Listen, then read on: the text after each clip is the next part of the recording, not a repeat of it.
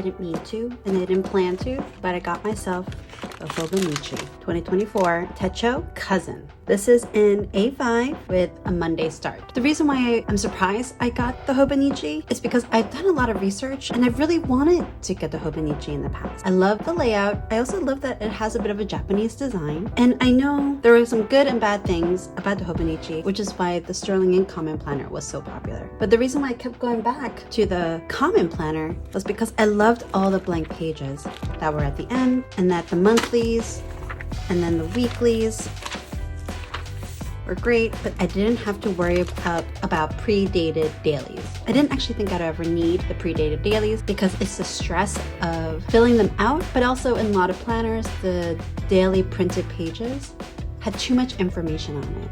Let me give you an example.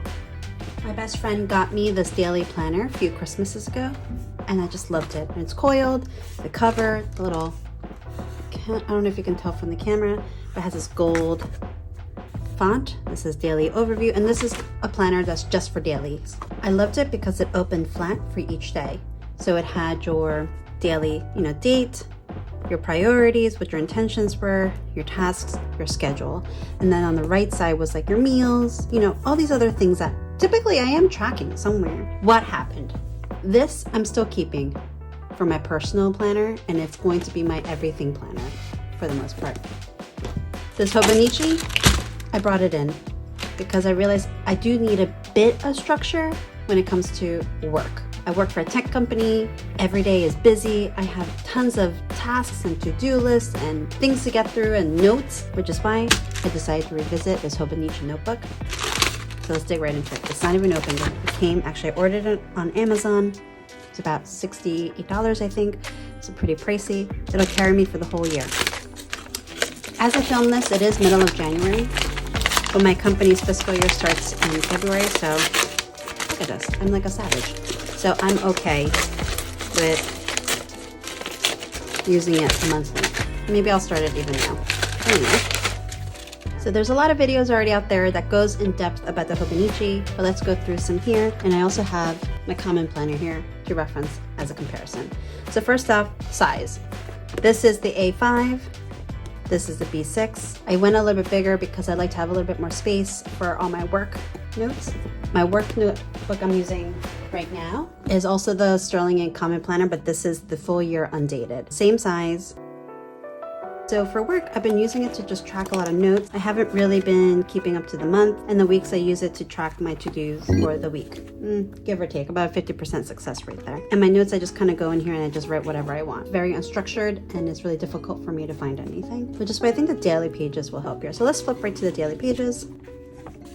Oh, and it opens pretty flat here. And looks like each of the months have different colors. Each page is a day. Looks like there is on the left like a small area for scheduling, but I like that it's essentially just a grid page. It's a grid page with a date, and I can use this any way I want. So on days where I maybe won't be taking too many notes or I don't have much going on, I might use this to just brainstorm some ideas. I love to do mind maps when I'm thinking about slide presentations. Might use this to track to-dos, some high priority items, emails I need to get back to, specific meetings I need to plan for each day. The weekends are gonna be interesting. I'm not sure what I'm gonna use these for, but they might be just extra pages for each week. Let's flip to the beginning. So here there are trackers. And to be quite honest, I haven't really thought much about how I'm gonna use these pages. Maybe I won't use them at all. But I like for each month, there's a day page. Monthlies.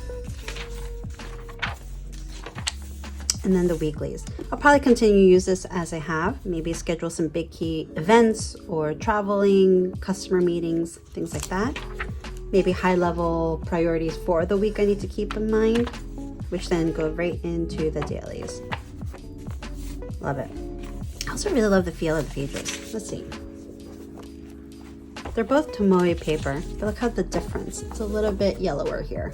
Showed you in the beginning, they do have this on the edges, so it's easy to go flip to that month, while the Sterling ink pages don't have that on the sides, but it does have that beautiful gold edges.